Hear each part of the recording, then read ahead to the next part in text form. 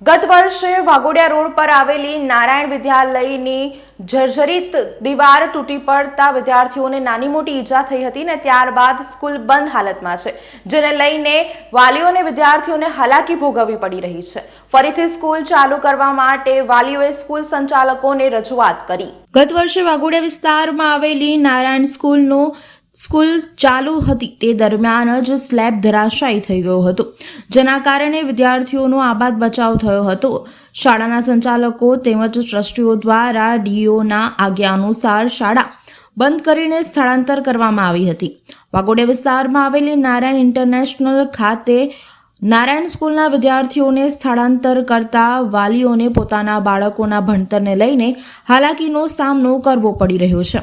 પ્રાથમિક સુવિધાઓનો અભાવ નારાયણ ઇન્ટરનેશનલ સ્કૂલમાં જોવા મળી રહ્યો છે, જ્યારે જે બાળકો નારાયણ સ્કૂલના શિક્ષકોની છત્રછાયામાં ભણ્યા છે તેઓને ભણાવે તથા નાના ભૂલકાઓ ફરી એક વખત વાઘોડિયા વિસ્તારમાં આવેલી નારાયણ સ્કૂલમાં ફરી એકવાર ભણતર શરૂ થાય તે માટે અનેકો વખત વાલીઓ દ્વારા શાળા સંચાલકો તેમજ ટ્રસ્ટીઓને રજૂઆત કરવામાં આવી, પણ યોગ્ય નિરાકરણ આવ્યું ન હતું, જેથી આજ રોજ વાલીઓ દ્વારા શાળાના આંગણમાં વિરોધ દર્શાવવામાં આવ્યો હતો। તેમજ વાલીઓ દ્વારા જણાવવામાં આવ્યું હતું કે શાળા જો ભયગ્રસ્ત ઇમારત હોય તો તેને જમીન દોષ કરીને ફરીથી નવેસરથી શાળાની બિલ્ડિંગ ઊભી કરવામાં આવે, પોતાના બાળકોના ભવિષ્યને ઉજ્જવળ બનાવવાની તક પૂરી પાડવામાં આવે।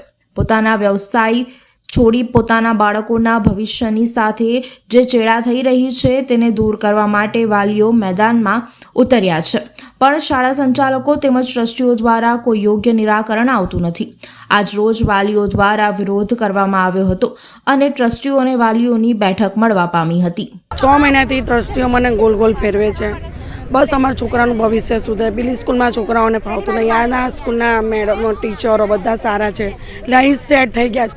અત્યારે બીજે કેવી રીતે અમે છોકરાઓને મોકલી શકીએ, બીજી જગ્યાએ સેટ થયા ના થયા છોકરાઓ, એટલે અમને ખાલી નિર્ણય જોઈએ છે કે અમને બસ કે આપો, તમે સહાય આપો બધા ભેગા થઈને, કે અમને ન્યાય જ જોઈએ, બીજું કશું નહીં જોતું કે આ સ્કૂલ ચાલુ થાય જે હોય તે તમે ફેસલો કરીને હા નાનો જવાબ આપો, બીજું અમારે કંઈ જતું છું।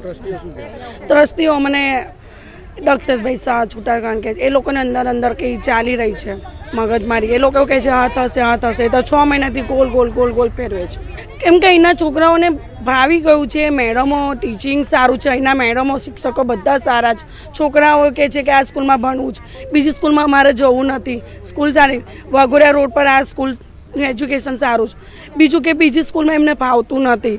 અત્યારે આપણે જ ભાડાના ઘરમાં, આપણે પોતાનું ઘર ભાડાના ઘરમાં રહીએ, કેટલો ફરક પડે।